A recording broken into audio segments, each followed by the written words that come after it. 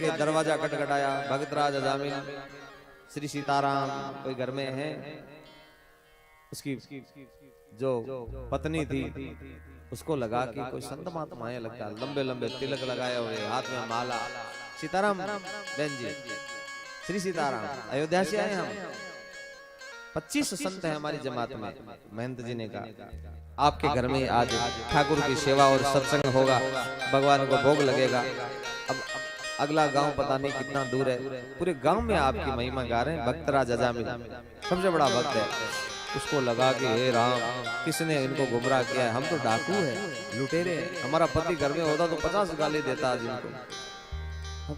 उसके कोई पुण्य कर्म आए, आज उसको लगा कि संतों की महिमा मैंने सुनी है कि संत अकारण किसी के द्वार पे नहीं आते, संत जिसके द्वार पे आते हैं उसके कई जन्मों का पाप खत्म हो जाता है। आज हमारे भाग्य देखो, आज संत हमारे घर आए, धन्य हो गए हम। उसने प्रणाम करके कहा महाराज क्षमा करना, आप जो भक्तराज अजामिल कहते वो तो बिल्कुल नहीं है। हमारे घर तो उटपटांग सब होता है, हिंसा होती है, चोरी का धन आता है, लेकिन देवी आप ऐसा मत कहो, हमने महिमा सुनी है। झूठ थोड़ी बोलते लोग, महाराज मजाक किया आपसे लोगों ने, लेकिन महाराज आप यदि चाहो कि हमारे घर का तो खाना खाने जैसा नहीं है, लेकिन मैं सूखा राशन को तो दोष नहीं लगता है, आपको दे दूं, कहीं भी रुक करके आप बना लेना। नहीं, हम आज आगे नहीं जाएंगे, हम तो यहीं बनाएंगे। आप अपने घर में जगह नहीं है तो सामने पेड़ है, उसके नीचे बैठ के हम आज भोजन बना के यहीं भोग लगाएंगे। सामने एक पेड़ था, उसके नीचे चूल्हा चेताया, उसने आटा चावल दाल दे दिया। महाराज जल्दी करना, तो हमारे पति आगे आपका अपमान में सहन नहीं कर पाऊंगा। उसी दिन कहते हैं उन्होंने भोजन बनाया, ठाकुर को भोग लगाया, पंगत लगाई, परोसा। और संत तो कहते हैं रोटी राम, चावल राम, दाल राम, सबके सामने राम होता है। और नमक को भी नमक नहीं कहते, राम रस कहते हैं, राम रस। सब संतों ने भोजन, महंत जी ने भी भोजन किया, सब संतों ने भोजन किया। भोजन के बाद इतने में एक जो महंत जी ने कहा देवी तुम्हारे घर का अन्न खाया है। संत आया तुम्हारे घर पे, कहते यज्ञ कर्म के बाद दक्षिणा दिए बिना उसका फल नहीं मिलता है। हम चाहते हैं इतने संतों के भोजन का फल आपको मिले, इनको कुछ दक्षिणा दे दो तो यज्ञ का फल आपको पूरा मिलेगा।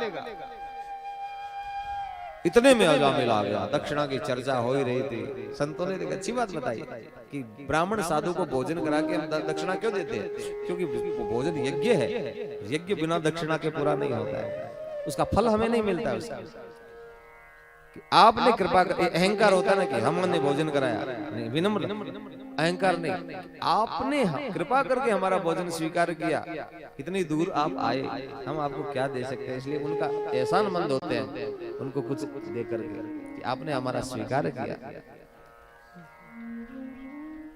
इतने में अजामिल आ गए, और देवी कुछ लेके आने ही वाले थी। इतने में अजामिल ने कहा पकड़ो, किसने बुलाया, हमारे घर के सामने, तो हिम्मत कैसे हुई तुम्हारी आने की। अजामिल से सब डरते थे, अजामिल भी किसी से डरता था, कभी कभी आप भी जिससे डरते। पूरी दुनिया कितना ही बड़ा अधिकारी हो, उससे सब डरते हैं, लेकिन वो घर में घुसता ना तो दबे पांव घुसता है बेचारा। कहते हैं देवी जी का मूड कैसा है पता नहीं, थोड़ी टेढ़ी नजर करता है, ठंडा हो जाता है अधिकारी। कहते ठीक है।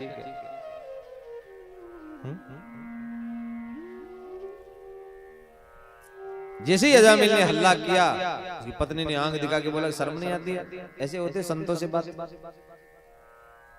मैंने बुलाया, अच्छा अच्छा तुमने बुलाया, ठीक है ठीक है। अभी करा किसने बुलाया, देवी ने कहा मैंने बुलाया, तो ठंडा हो गया। खाओ खाओ करो भोजन। अजामिल हमने भोजन कर लिया भैया, अब तो दक्षिणा दे दो, महात्मा लोग है। अच्छा तुम्हें दक्षिणा चाहिए मेरे घर से, अभी देता हूँ। उसने बंदूक निकाली, पत्नी ने कहा नीचे करो से करो, हथियार दिखाते हो संतों को। अजामिल हमें कोई धन संपत्ति नहीं मांग रहे भैया, तुम्हारा दक्षिणा का मतलब है कि हमारी एक बात मान लो। संतों को लगा कि इसके घर का अन्न खाया है, अब तो कम से कम इसका तो उद्धार होना ही चाहिए। कितने बच्चे हैं बता। अजामिल ने कहा कि 9 है, 10वां होने वाला है। अच्छा बच्चों का नाम क्या रखा है, चिन्नू, पिन्नू, टिन्नू, बंटी, सिट्टी, बिट्टी, ऐसे नाम होते हैं। एक में गया हरियाणा में कथा करने, तो नाम था, माँ का नाम था पिंकी, उसकी बेटी का नाम था चिंकी, बेटे का नाम था सिंकी।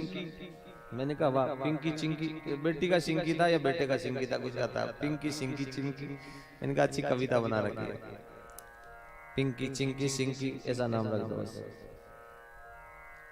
पहले के जमाने में नाम होता था मदन गोपाल, मुरलीधर, सेठ मुरलीधर जी, मदन गोपाल जी, मनोहर लाल, आज भी होंगे नाम, गायत्री, सावित्री, गीता, सीता, गोदावरी, गंगा। आजकल कहते हैं ये तो मूर्ख लोग थे इसलिए नाम रख लिया, हम समझदार हैं। तो पंडित जी से नहीं पूछते नाम, गुरु जी से नहीं पूछते, गूगल से पूछते हैं कि क्या क्या नाम होता है। हम मेरी एक आदत है हर व्यक्ति को अपने नाम का अर्थ पूछने का, तो कई तो ऐसे अनर्थ करते हैं कि इसके नाम का अर्थ नहीं पता होता।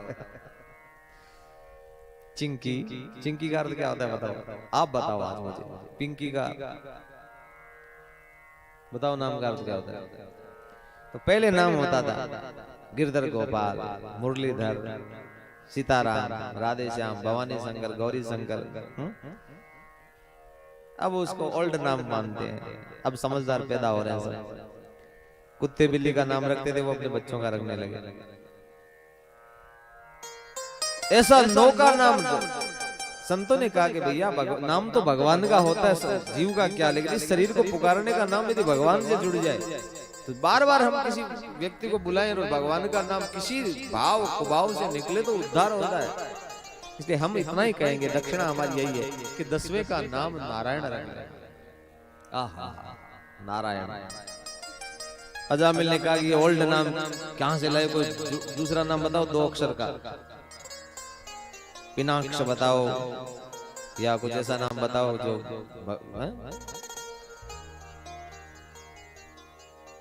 पत्नी ने कहा कि संत जो बोलते हैं वही नाम रखूंगी मैं, संतों की एक बात नहीं मान सकते। अच्छा तू कह रही है तो मान लो, वो कहेगी तो मान लेगा, संत कहेंगे तो नहीं मानेगा, इतना मतलब।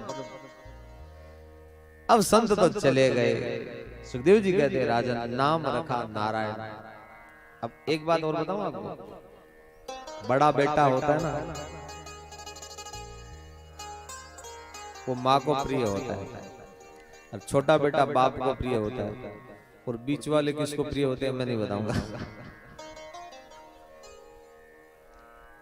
ये कह रहा है बाबा जी बनते हैं बीच वाले सब, क्योंकि कोई नहीं तो भगवान को ज्यादातर महात्मा जो बनते हैं ना उनको पूछना वो बीच ही वाले होंगे। अपवाद हो सकता है कहीं कि बड़े बेटे से बाप माँ प्रेम कर दिया, छोटे से बाप प्रेम करता है, सबसे छोटा होता है। अब सबसे छोटा वाला अजामिल को अति प्रिय, आओ नारायण ये करें, आओ नारायण ये करें, आओ नारायण वो करें। नारायण नारायण नारायण नारायण खेलने चलते हैं, आओ नारायण घूमने, बेटा नारायण चलो घूमने चलो, जाओ बेटा, आओ बेटा भोजन करो, आओ बेटा सोते हैं, आओ बेटा खेल। बार बार नारायण नाम लिया। एक नारायण नाम लेने से पूरे जन्म जन्म के पाप भस्म हो जाते हैं। आज वो बार बार नारायण नाम बेटे के माध्यम से, संत यदि माला पकड़ा के जाते तो नहीं फेरता। यदि किसी को नींद नहीं आवे ना तो मैं एक दवाई बता सकता हूँ आपको। किसी को नींद नहीं आती हो तो उसको माला पकड़ा दो और कहो कि 5 माला करके सोना है। वो बंदा आधी माला में सो जाए तो मुझे बोल देना। और किसी की नींद उड़ानी हो तो 5 लाख रुपया दे दो और उसमें 2 नोट कम दे दो। वो 5 लाख को रात भर गिनेगा कि 2 नोट कहां गए, उसको नींद नहीं आएगी। माला जाप करना में आधी माला में, नोट गिनने में उसको रात भर ऐसे गिनेगा। पहले तो ऐसे करते थे, अब तो डॉक्टर ने मना कर दिया कि ऐसे नहीं करना है, तो ऐसे लगा लगा के 1 2। एक बार क्या हुआ, एक व्यक्ति का 100 का नोट उड़ करके उसके पलंग के नीचे चला गया। वो रात भर गिनता रहा 100 का नोट। सुबह जब झाड़ू लगाई पत्नी को मिला कि ये 100 का नोट, रात में सोए नहीं क्या चक्कर में। 1 नोट कम हो जाए नींद उड़ जाती है। बेईमानी कर ली, उसने 2 नोट कम दे दिए, 500 500 के, 1000 रुपए का नुकसान हो गया। सुबह जाके उसको खोपड़ी में पटकूंगा, उसको नींद ही नहीं आती। अजामिल को माला पकड़ा दे तो नींद आ जाती। अब बेटे के नाम से, और एक दिन इसको ज्वर आया, बुखार आया। यमराज ने कहा अपने सेवकों से जो यमराज के दूत होते हैं ना, उसके लंबे लंबे दांत होते हैं, बड़ा भयानक भूत प्रेत के समान काले कलोटे होते हैं, एकदम लंबे लंबे हाथ होते हैं, दिखते नहीं है किसी को, उसी को दिखते हैं जिसको लेके जाते हैं। और भगवान के पार्षद जो पुण्यात्मा को लेने आते हैं, भगवान के दूत तो 4 हाथ वाले शंख चक्र मुस्कुराते आते हैं, आओ भगत जी विमान में बैठो, ऐसे हाथ जोड़ के कहते हैं। और यमराज के दूत एक मुष्टंडा एक डंडा लेके आते हैं, एक रस्सी जो कस करके यमपास में बांध के मारते कि चल बहुत अपराध किए तुमने। आज यमराज के दूत आ गए, उसको यमराज ने कहा कि भयानक नरक में डाल दो, इसने पाप किया है। अब तो उसको नरक में डालने के लिए आ गए यमराज के दूत। खटिया में पड़ा था बुखार में, उसका बेटा 10-12 साल का नारायण कहीं खेल रहा था, इतने में दूत आते डरते ही, जब यमराज के दूत आते हैं ना तो मलमूत्र विसर्जन करता है, जो मलमूत्र विसर्जन हो जाए तो समझो नरक में गया है। और जिसके ऊपर के मुंह खुल जाए, आंख खुल जाए तो समझो स्वर्ग में गया है। यही पहचान होती है। यमराज के दूत आते हैं तो भयानक डर होता है, मलमूत्र कपड़ों में निकाल देता है, नारायण बचाओ, नारायण बचाओ, बेटा नारायण बचाओ। यमराज के दूत ने कहा कि आज कोई नहीं बचाएगा। पकड़ करके उसकी आत्मा को निकालने के लिए कसम कसा होती है, वो कहता है मेरी है। इतने में भगवान ने कहा, वैकुंठनाथ ने अपने दूतों से कि जल्दी जाओ, मेरे भक्त को कोई मार रहा है, पीट रहा है, छोड़ा गया। क्या महाराज कैसे पता चला? वो नारायण बचाओ की आवाज आ रही है। भगवान के पार्षद भी आ गए और यमराज के दूतों को इतना गदा से मारने लगे कि छोड़ो, इस भगवान का भक्त है। यमराज के दूतों ने कहा तुम कौन हो? बोले हम नारायण भगवान के पार्षद। अजामिल का भाग्य देखो, यमराज के और ब्रजराज के दूतों को एक साथ देखा। किसी को भी दोनों लेने नहीं आते। आज अजामिल के यहाँ दोनों प्रकट हो गए। अजामिल एक बार इधर देखते काले काले, एक बार इधर देखते कि बचाने आए, ये लेने आए। यमराज और वैकुंठनाथ के दूतों में एक संवाद हुआ, वो यहाँ भागवत में वर्णन है। यमराज के दूतों को मारा तो कहा हमें क्यों मारते हो, हम तो यमराज की आज्ञा से आए। अरे भगवान का भक्त है, नारायण बचाओ, नारायण बचाओ। अरे महाराज ये नारायण उस भगवान को नहीं कहते, वैकुंठनाथ के अपने बेटे को पुकार रहे हैं। तो भगवान के पार्षदों ने कहा कि बताओ, आज से 12 वर्ष पहले इसका बेटा नहीं था, तब क्या नारायण का नाम नहीं था? नारायण का नाम तो अनादिकाल से भगवान का नाम है नारायण। इसका बेटा के नाम यदि भगवान के नाम को रख दिया तो क्या नारायण नाम की महिमा खत्म हो जाएगी? क्या किसी का सीताराम नाम रख दिया तो क्या भगवान सीताराम का नाम की महिमा? नारायण नाम की महिमा तो रहेगी ही। बेटे का नाम तो 12 वर्ष पहले रखा है, नारायण नाम अनादिकाल से। समझा? छोड़ो इनको। यमराज के दूतों ने कहा कि एक बात बताओ, इस सृष्टि के कितने मालिक हैं? हमने सोचा यमराज की ही चलती है, आज इनकी चल रही है, हमें भगा रहे हो। यमराज से पूछना इस बात को। वो चले गए। अजामिल को लगा कि आज यदि यमराज का दूत ले जाते तो मेरी तो दुर्गति हो जाती। मैंने नारायण नाम बेटे का लिया, इससे मैंने भगवान के दूत बचाने आ गए। यदि मैं सच में भजन करता तो मेरी क्या गति होती।